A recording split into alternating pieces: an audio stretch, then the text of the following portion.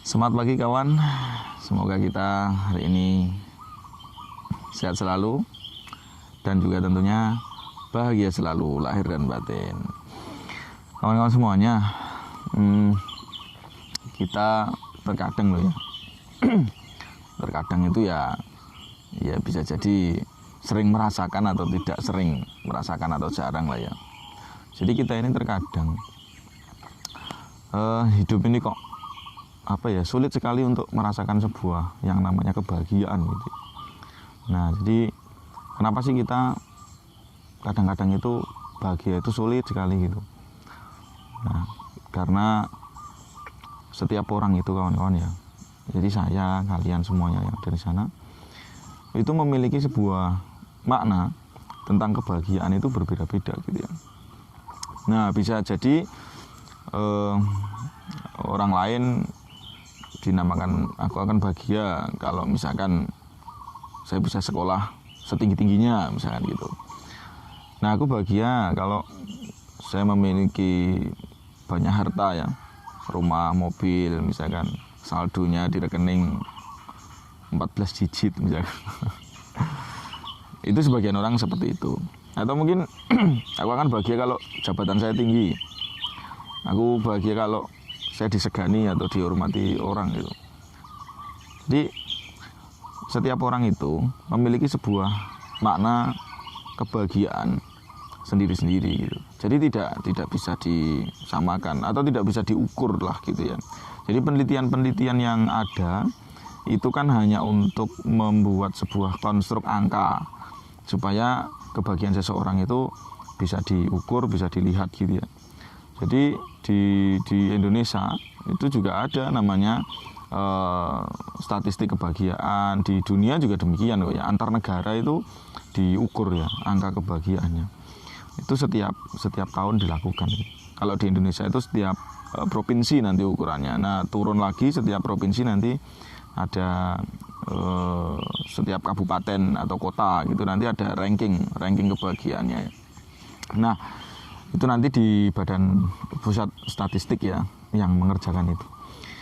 Nah, kawan-kawan, sekarang kita kembali ke yang awal tadi. Kenapa sih sebenarnya orang itu kok merasakan bahagia itu sulit sekali gitu, sehingga bisa jadi orang yang memiliki harta yang banyak itu ternyata setelah memiliki uang yang banyak itu tadi ya dia juga tidak bahagia gitu ya, atau dia memiliki atau mencari ya sumber kebahagiaan yang lain.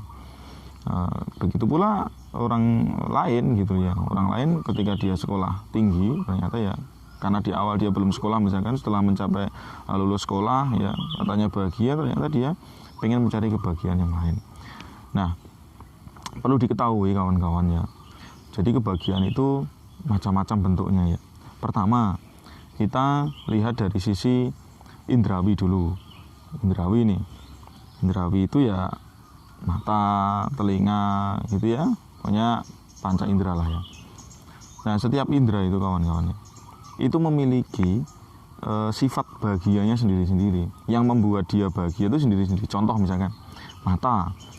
Nah, mata itu bahagianya mata loh ya, itu ketika dia melihat sesuatu yang indah, apapun itu. Keindahan nanti juga beda-beda. Kalau seorang seniman, pelukis misalkan ya, seorang pelukis itu dia akan indah ketika melihat tulisannya, karyanya, lukisannya ya, karyanya itu gitu. Nah, saya misalkan yang nggak paham tentang lukisan gitu, ya aneh juga loh kok kayak gitu kok indah gitu. Kadang mungkin coret-coretan cat atau gimana gitu. Karena memang saya tidak memiliki ilmu kebahagiaan tentang dunia seni lukis gitu ya. Nah, bagi mereka yang bisa memahami ilmu tentang seni lukis, maka dia bisa menikmati kebahagiaan itu gitu. Nah, kalau saya sukanya itu alam-alam gitu. Nah, jadi saya itu sering menyendiri, maksudnya pergi kemana gitu ya sambil lihat alam. Itu saya senang sekali. Nah, mata itu. Nah, dari indera itu kawan-kawan, dia itu turun ke hati dan direkod oleh pikiran, direkam gitu ya oleh pikiran, sehingga mempengaruhi psikologis seseorang atau kejiwaan seseorang gitu. Nah, itu mata. Ada yang bagiannya mata ya, matanya orang itu ketika dia lihat yang mewah-mewah gitu. Jadi kalau dia lihat rumah yang bagus, emas misalkan ya, mobil yang bagus, kendaraan bagus itu, oh dia senang sekali. Nah itu sendiri-sendiri gitu ya. Begitu pula telinga itu kebahagiaannya juga sendiri-sendiri. Dia mendengarkan, bisa jadi mendengarkan musik rock misalkan, dia bahagia. Bagi sebagian yang lain, waduh kok kayak gitu didengerin ya gitu. Nah mungkin orang-orang Jawa banyak yang suka kleningan ya, gendingan, itu ayem gitu, indah. Ada yang lain suara burung gitu. Nah suara burung gitu. Nah kalau saya itu sukanya kalau instrumen, kleningan, instrumen apapun itu, jenis musik instrumen itu saya senang sekali, bisa tenang gitu, enak gitu. Sama burung. Nah burung juga macam-macam gitu ya. Nah saya itu termasuk aliran kongmania. Jadi saya suka suara kutut ya, di rumah banyak ya, saya ternak kutut itu. Jadi saya mendengarin suara burung kutut itu rasanya ayam itu, kok merdu sekali gitu. Dan saya bisa membedakan itu, satu burung dengan burung yang lainnya itu suaranya beda-beda. Makanya ya tidak heran kalau burung yang enak itu, para bos-bos besar itu berani membeli harga sampai harga miliaran ya, ada yang 2 miliar, 3 miliar gitu. Ratusan juta itu biasalah kayak gitu. Itu bos-bos besar gitu. Nah, itu karena kenikmatan. Begitu pula biologis ya, fisik gitu ya. Itu juga memiliki kenikmatan yang lain. Mulut ya, nikmatnya ketika bisa makan atau minum minuman yang enak gitu ya. Nah, itu sendiri-sendiri indra. Kulit juga gitu, peraba itu sendiri-sendiri. Nah, kenapa tadi sulit bahagia? Ya karena memang ya belum memahami satu hal ini tadi, yang prinsip bahwa panca indera itu memiliki sifat kebahagiaannya sendiri-sendiri. Itu kita harus pahami. Karena nanti kalau kita tidak memahami tadi sumber kebahagiaan dari panca indera ini, maka nanti kita itu isinya kurang gitu ya. Kurang atau bahkan yang kita sudah ada di kita gitu, yang sudah kita pegang hari ini, itu dia tidak bisa mensyukurinya gitu, sehingga sulit sekali dia untuk mendapatkan kebahagiaan gitu. Padahal orang lain bisa jadi melihat, waduh enak men ya orang itu ya, kok wis urip ayem ya, serba lengkap, cuma wis misalkan gitu ya, keluarganya harmonis, kendaraannya apik, omahe apik misalkan kayak gitu lah ya. Orang bisa jadi melihat seperti itu gitu. Tetapi bisa jadi juga yang menjalani itu sebenarnya tidak seindah orang lain lihat gitu ya. Makanya ada unen-unen Jawa gitu, falsafah Jawa itu urip iku wang sinawang gitu. Jadi wang sinawang. Ya bisa jadi yang mereka miliki mewah-mewah itu utang-utangan. Tiap bulan harus mikir cicilan gitu. Itu kan kita nggak pernah tahu ya.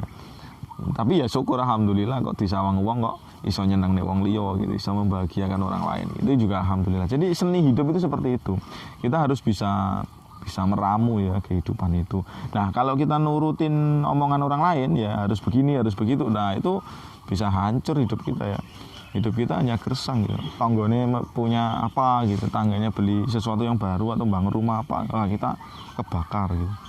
Nah itu jangan seperti itu. Ya kalau pas punya nggak masalah lah ya. Pas punya nggak masalah, silakan. Mau rumah seperti kerajaan lah, mobil sebagus apapun, harga berapa, monggo itu silakan. Tetapi ingat, jangan pernah memaksakan diri.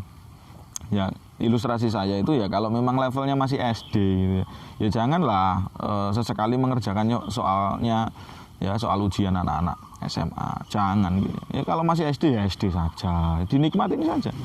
Kalau nanti toh waktunya naik kelas ya naik kelas, waktunya SMP ya SMP gitu. Jadi kayak gitu, hidup itu seperti itu. Nah kita itu sering memaksakan diri ya, sehingga rusak tadi kebahagiaan. Jadi yang pertama kita harus memahami itu esensi fungsi-fungsi indera. Kebahagiaan indera itu masing-masing sendiri dan setiap orang juga berbeda gitu kan.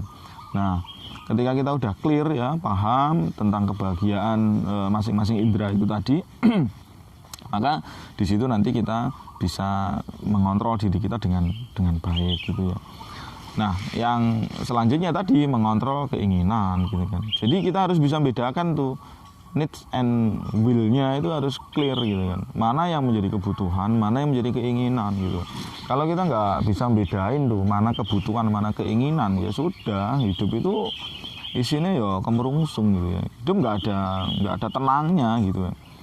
Contoh misalkan ya, hari ini kita punya kendaraan misalkan, ya sudahlah, motor atau mobil lah ya, atau sepeda misalkan. Nah kalau memang itu bisa menunjang aktivitas kita gitu, ya sudah itu saja gitu ya. Tetapi kan kadang kita memaksakan diri, gaya-gayaan. Wah ini lagi musim motor apa gitu bagus, wah udah aku tak utang misalkan gitu. Nah itu kan memaksakan diri. Matematikanya pokoknya setiap bulan begini, ukurannya sekian persen nanti gini. Ya itu kalau lancar-lancar saja gitu. Persoalannya kan hidup kita nggak pernah tahu tuh besok itu terjadi apa gitu. Orang Jawa atau mbah-mbah kita kan sering kan meleng ke kita gitu, berpesan gitu kan. Hati-hati kesandung lemah roto gitu. Itu maknanya dalam sekali. Aja nganti ya kan kesandung lemah roto gitu. Tanah yang datar itu bisa nyerimpet ya, bisa nyandung. Nah, artinya kehidupan itu rahasia, ke depan itu ya. Hidup kita itu ya pagi ini, hari ini kita sharing lewat video ini ya. Kemarin itu masa lalu. Hari ini ya hidup kita, hari ini sekarang. Nanti atau besok itu masih harapan atau impian gitu ya. Nah, kita nggak pernah tahu kan berapa banyak saudara-saudara kita, bahkan mungkin teman kita satu kelas ya kan. Teman kita main dulu, sekarang udah nggak ada, udah meninggal gitu. Nah hidup itu rahasia seperti itu gitu kan. Nah maka kita harus bisa bedain gitu kan, mana yang menjadi kebutuhan, mana yang menjadi keinginan gitu. Kalau ya kita semuanya ini nurutin keinginan ya nggak ada habisnya gitu loh. Coba nih kita flashback ke belakang ya, kita lihat ke belakang. Dulu waktu kita bujang ya, kita masih single, pengennya kan satu kan, segera menikah gitu. Waduh, naik golek calon kan luar biasa itu perjuangannya. Wah, akhirnya berhasil. Wah, yang baik-baik tok yang ditunjukin kan sing apik-apik tok toh. Sing baik-baik ditunjukin gitu kan. Yang buruk enggak ditunjukin. Nah, setelah menikah gitu. Akhirnya menikah gitu. Setelah menikah tahu buruknya, loh malah tukaran. Itu ya, itu kan namanya enggak syukur ya. Apa namanya?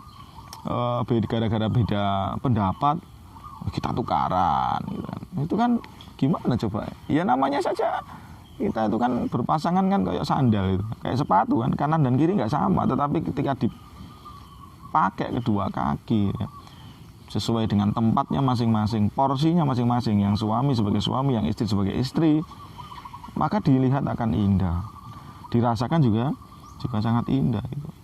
Ya namanya saja lawan jenis gitu kan.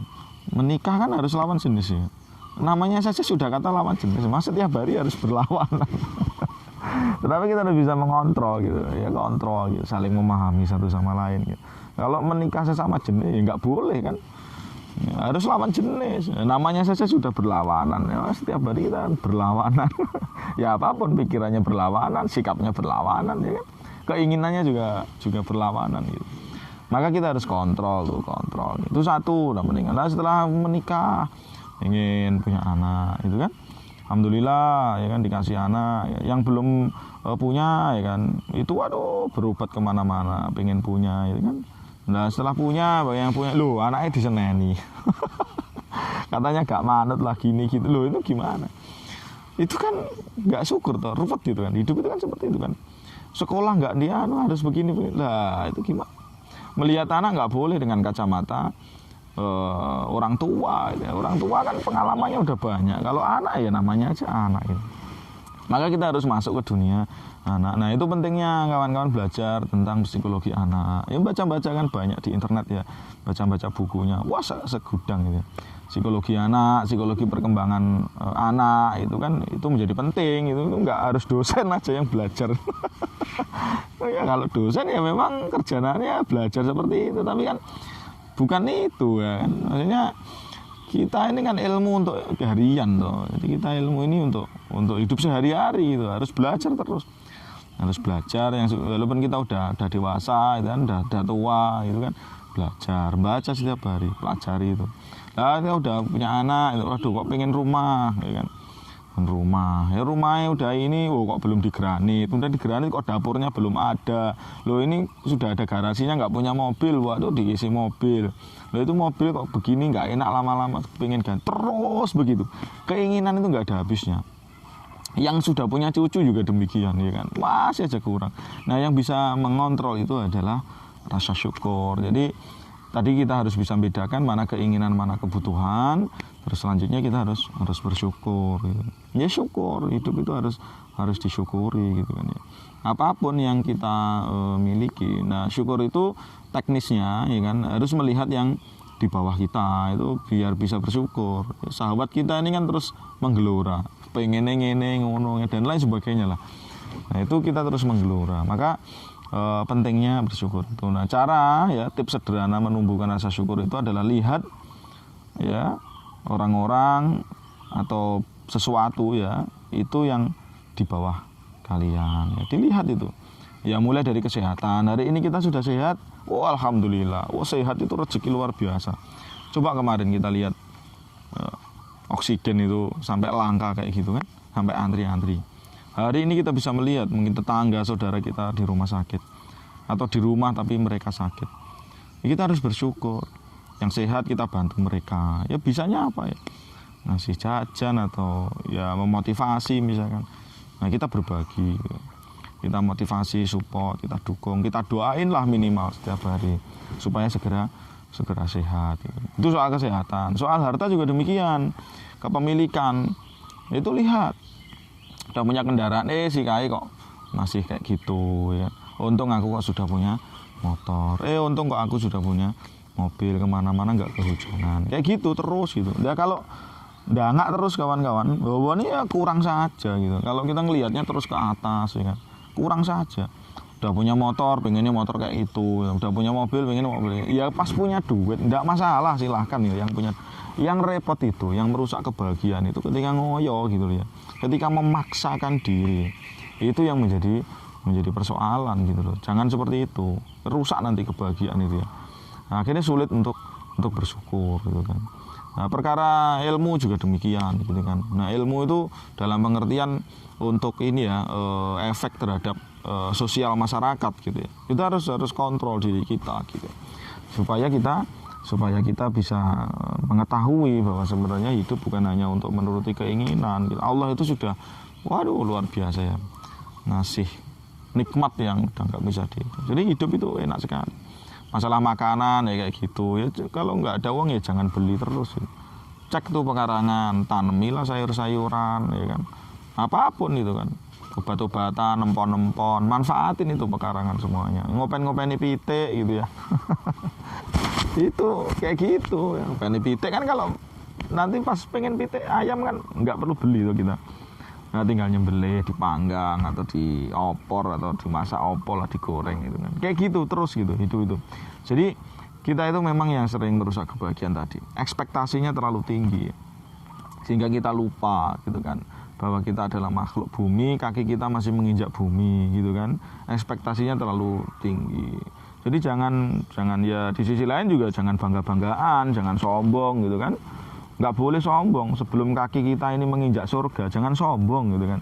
Jangan menghina orang lain, jangan mengolok orang lain, jangan menyepelekan orang lain. Jangan, itu sifat-sifat setan kayak gitu, jangan. Itu sifat-sifat buruk. Ayo kita terus belajar hidup menjadi lebih baik, supaya kebahagiaan ini kerasan dalam diri kita.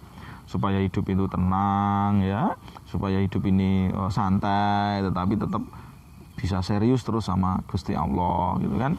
Nah dari situ kawan-kawan, semoga tips sederhana ini bisa membuat hidup kita lebih ya kayak skill untuk menciptakan kebahagiaan dalam diri lah ya.